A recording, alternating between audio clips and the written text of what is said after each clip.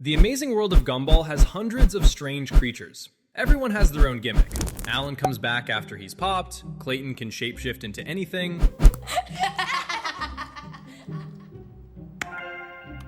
My new vision. A manifesto on how to forcibly seize power and eradicate sadness across the globe. Should've let us leave the room first. The Watterson family looks like the most normal thing on the show by comparison. But the longer you watch the series, the clearer it becomes that this is not just an ordinary family.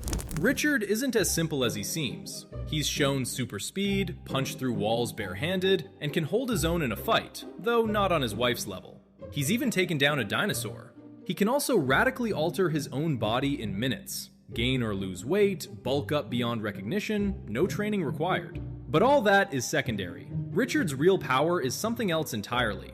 Whenever he gets a job, reality starts falling apart. In one episode, his attempt to deliver pizzas caused houses all over Elmore to lift off the ground, cars to fly into the air, every step he took to generate a shockwave, and Nicole to change physical states. This happens without him realizing it. He doesn't even understand what he's doing. The only thing keeping Richard from dominating their universe is his absolute phenomenal laziness.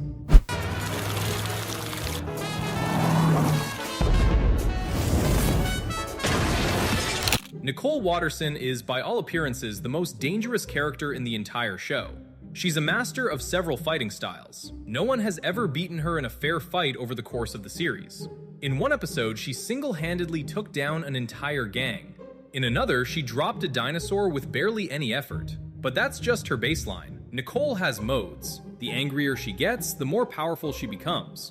In a true rage state, she bulks up with muscle and all her abilities spike sharply.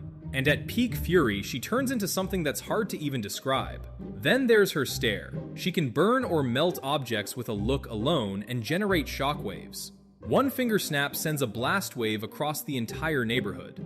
In the alternate reality episode, it's revealed that if Nicole hadn't gotten married, she would have become a planet-scale dictator.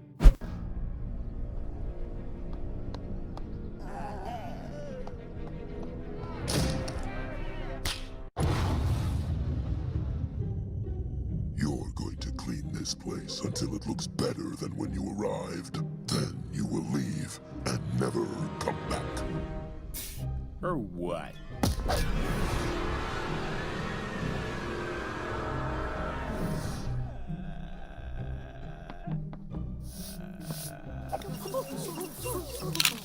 The youngest daughter was born with an intelligence that defies normal explanation. On her very first day of life, she could already talk and write. At 4 years old, her training sessions shook the whole house, and in full combat mode, she effortlessly wrecks cars, trees, and buildings. A genius mind plus physical power? That's a combination worth staying away from. We need a code. How are we gonna get that? Don't worry, I have my ways. H-A-C-K, hack. Press enter. Really? Hack? Just kidding. Actually, I bypassed the storage controller, tapped directly into the VNX array head, decrypted the nearline SAS disks, injected the flash drivers into the network's fiber path before disabling the IDS, routed incoming traffic through a bunch of offshore proxies, accessed the ESXi server cluster in the primary data center, and disabled the inter-vSAN routing on the Layer 3. Gumball inherited abilities from both parents. Martial arts, super speed, he has all of it without any special training. But that's not his main power. Gumball can manifest anything he can imagine into reality. Falling from a great height, he can just decide to swim upward. Wants a weapon? It appears in his hands. Needs a different form? He takes it. He also has something quite dark living inside him. For instance, a fire demon and an even more menacing second persona. Yeah, let's just play. Look at him standing there, knowing his secret. I'll get it out of him. It's the last thing I do. Wow, you're pretty good at this. End it! Gumball wins.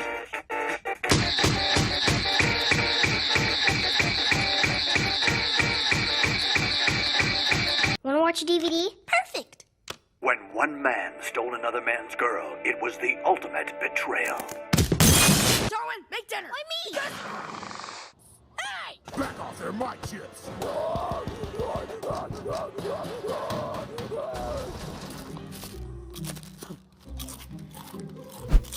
The adopted brother is no slouch either. Legs appear on demand, his appearance changes on request. Super speed, martial arts, even a Super Saiyan-style form. One scream from him shakes the whole neighborhood and blows out windows.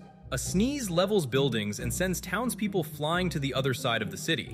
The funniest thing happened. See that hole? Darwin! I can't believe you just did that! Did what? Come on, you googly-eyed pro Darwin! We got 1 minute! Let's finish this.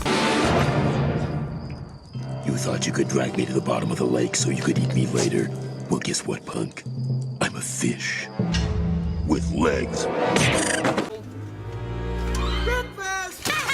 It's okay. Dad made us breakfast. Every action listed above has real consequences in the show's world. Bruises, destruction, wrecked houses. This isn't fantasy or metaphor. And there's an explanation for it. One short scene in the finale ties it all together. They're cartoons. The amazing world of Gumball constantly breaks the fourth wall. Sarah can write events into the plot right in her notebook. Banana Barbara draws things that then happen. Rob tried to pull characters out of the show before it ended. Even minor characters can influence how the show itself works. Well, I guess the moral of this story is, all's well that ends well. Sarah! And I guess you could say, the grass is always greener on the other side of the fence.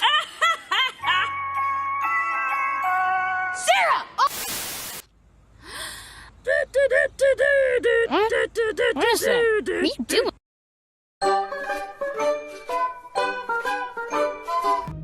Anyone Gumball and Darwin forget disappears into the void. If a character doesn't show up in a commercial, the show's budget takes a hit. If all of Elmore turns on them, the episode just ends and any grudges dissolve on their own. The Wattersons are the show's main source of plot, so whatever they want to happen, happens.